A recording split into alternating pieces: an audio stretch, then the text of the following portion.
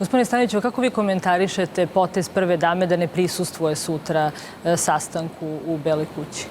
Ja bih pre da prekomentarišem ovaj govor Trumpa, jer mislim da je to vrlo simptomatično, ali i interesantno, pošto verujem da većina ljudi je možda čak i šokirana ovim njegovim izjavama, jer ljudi nisu svesni kakvo je raslojavanje društva tamo, koliko je tu narkomana, koliko je tu ljudi koji žive na ulicama, u kakvim oni uslovima žive i tako dalje. To je za mnoge ljude možda čak i šok, ali definitivno to govori o tome da je to društvo daleko u stvari ispod onoga što zna šira javnost.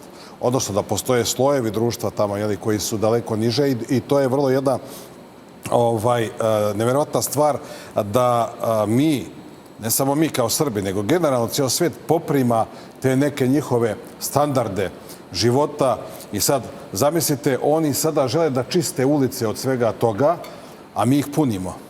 I to je nešto što je neshvatljivo, jer ta ista droga, sve to što se kod njih dešava kod nas, dok sam ja, sjećam se, dok sam živio tu, znači pre 20 godina, to je bila baš onako retkost. Nažalost, sada je to došlo i ovdje. Ne samo naravno droga, nego sve te, kako bih rekao, ti savremeni takozvani tokovi koji nam donose neke nove moralne vrednosti koje naravno nemaju nikakve veze sa time.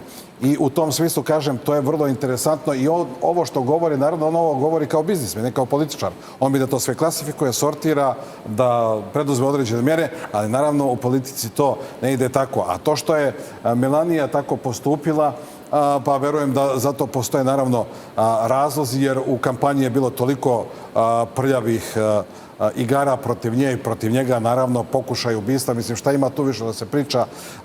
Amerika je pokazala degradaciju u tom smislu. Znači, prvo vidjeli smo da su oni spremni na krađu glasova i to onako masovno, pa su onda spremni da ljude koji su demonstrirali strpaju u zatvor, pa su onda spremni da pokušaju nekoliko puta da likvidiraju Trumpa i to sve rade određeni krugovi koji su u stvari, to je ta duboka država, to su oni koji vode internacionalne kompanije, koji vode ove sukobe, koji zarađuju milijarde na tom ratu i na oružanju, na isporuci Ukrajini, jer pazite, njihova industrija je bila već zamrla, a sada je ona dostigla kapacitete koje nikada, možda čak i u istoriji, nisu bili. I sve to naravno plaća najviše u stvari Evropska unija, odnosno Evropa, i naravno plaća ukrajinski narod i ruski narod koji gine, a najviše ukrajinski koji zarad interesa opet istog tog zapada i internacionalnih kompanija gine. Ono što je također interesantno, recimo, ta zemlja koja je u Ukrajini kupljena 18 miliona, nije kupljena, faktički je dobijena, i DuPont, i da ne nazivam sve te kompanije, kao BlackRock ili kao glavna kompanija, a oni su već debelo naplatili sve to što oni pomažu, a očigledno će naplatiti više, jer tamo postoji velike, znači, rudna bogatstva, čak i uranijum i mnogo drugo što su oni uzeli na tim teritorijama i teritorijama na kojima se vodi sukobi. Tako da, sasvim sigurno će oni to debelo da naplate od samog naroda, od same države. A šta će od nje ostati, to ćemo da vidimo. Da, rekli ste, znamo da